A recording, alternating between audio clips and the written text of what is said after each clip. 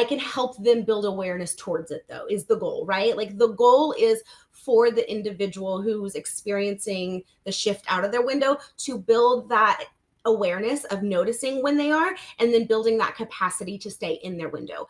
Welcome to another episode of Beyond the Steps, produced by Apollo Performance and Turning Point Dance Creations. We are back with mindset educator Ashley Mowrey to talk about why do athletes lose it under pressure? Why does it seem like the focus disappears at the worst possible moment when it matters most? We hope this conversation will help athletes, coaches, and parents recognize the hidden causes of inconsistency and stress in performance. So let's get into this conversation about losing it under pressure. Are you ready, Ashley? I'm ready. So this is a continuation of our awesome conversation from last week. So if you missed it, make sure you go back and watch it on YouTube at Apollo Performance or at TP Dance Creations. So Ashley, I want to talk about the common stressors. There's a lot of things: competition pressures, injury, kids that struggle with perfectionism. Which of those stressors tend to push athletes outside of their optimal window? You talked in the last part of our conversation about kind of those green, red, and blue zones that we all have, and the window shrinking and getting bigger due to all sorts of factors, right? But what are those common stressors that give us that extra push? Yeah, I mean, you named several of them, right? And they are going to be so individualized to the person. This is one reason why I love teaching this concept to kids. Like in a studio I was at in last month, I taught this to as young as like 6, 7, 8-year-olds, because we just use the zones, right? Like the color of the zones and stuff, because it really is going to be so individualized of like what stress feels too much to cope with for the individual. But some things, like you said, comparison is a big one.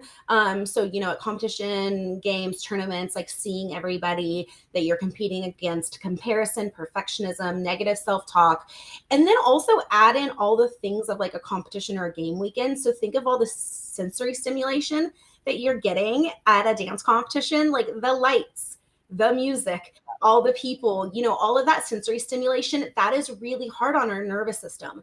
And it is probably likely going to shrink your window of tolerance.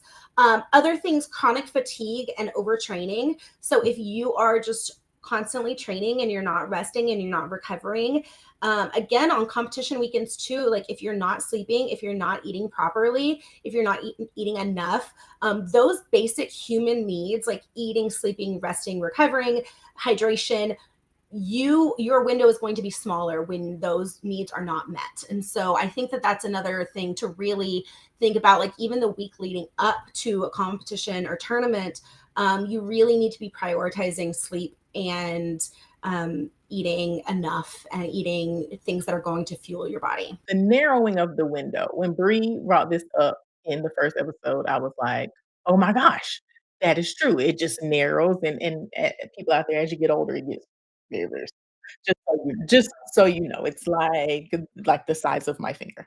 But I just had an aha moment when you were saying that about, the lights and the sounds and the competition, and like we as teachers, as we expose ourselves to these things year after year after year after year, and we don't do that recovery process, I mean, I can imagine that over time, widening the window probably gets harder, right? So, how does the narrowing of the window impact long-term performance and well-being? Yeah. So a narrow window, with a narrow window, our nervous system becomes less resilient. And so we can't bounce back as quick from these stressors.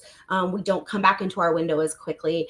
And what that can lead to is, so if our nervous system is constantly in overdrive, right? If it's constantly in these other blue or red zone, that is going to lead to increased burnout, exhaustion, increased risk for injury. We are not made, our sympathetic nervous system and parasympathetic nervous system are made to be in harmony and to work and be in harmony. And when our sympathetic nervous system is in overdrive too much of the time, that is going to increase drastically the likelihood of burnout, exhaustion, injuries, things like that. So yeah, you're so right.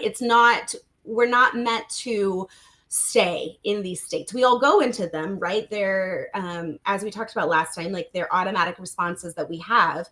but we're not meant to stay in those zones. Ashley, are there warning signs athletes can learn to recognize in themselves, or something as coaches and parents that we can learn to spot that are, that they are leaving, they are about to leave, warning, warning, they're leaving their window of tolerance, things are about to get messy, to have it, to avoid going so far outside of that window where we can rein it in before it becomes a really big problem?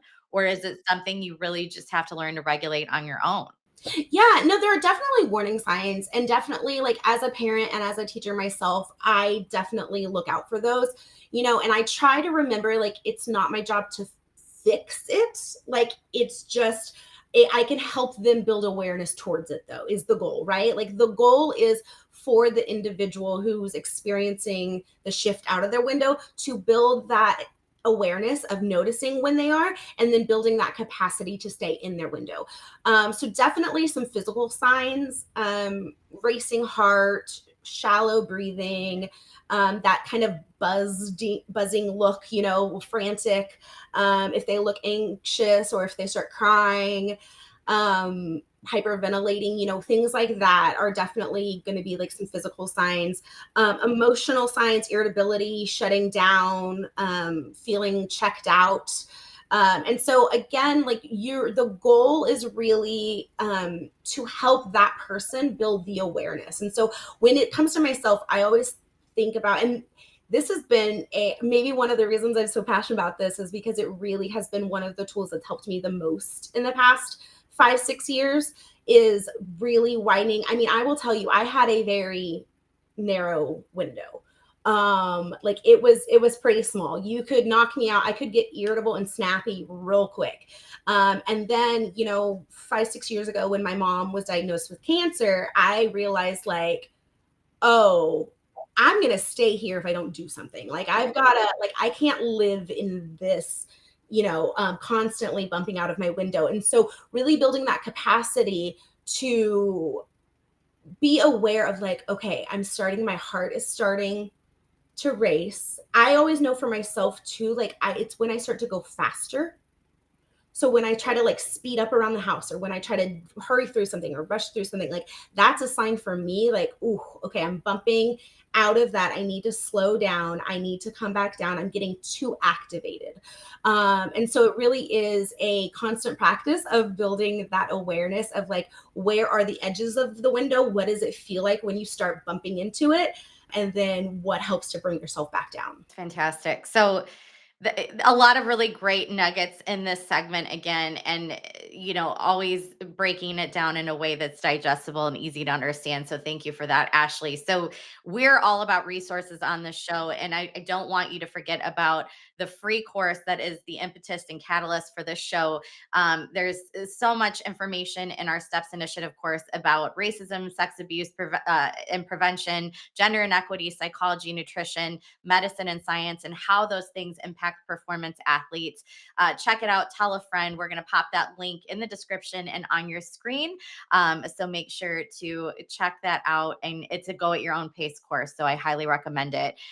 We're also going to make sure to put Ashley's contact information. She makes herself really accessible to anybody that wants what she has to offer. And you can find more about her on ashleymowrey.com. But again, those will be linked in the description for you with her social media, her email, contact info, where we're going to give it all to you so you can reach Ashley however and whenever you want. And then please like, share, subscribe all of our episodes at Beyond the Steps. We are in season 6, but there is so many great conversations we've had over the years. I encourage you to go back from the beginning and watch and listen to it all, share, like, subscribe, all the things at Apollo Performance and TP Dance Creations on YouTube, Facebook, and Instagram. But Ashley, thank you again for joining us. It's always a pleasure, and we're excited to continue the conversation next week. I'm so sad we're stopping for today, but you get the chance to digest it, take it in, think about it, and then we're going to come back next week with some practical strategies for you to implement. So you have to join us next Friday, 3:30 p.m. Eastern, on YouTube at Apollo Performance and at TP Dance Creations for even more great information. You're going to get those actions that you can do to actually help your performance athletes maintain that window of tolerance. I am Melissa McDaniel Grisham with my amazing co-host, Bree Zabrowski. Until next time, we hope you continue your journey beyond the steps. Have an amazing day.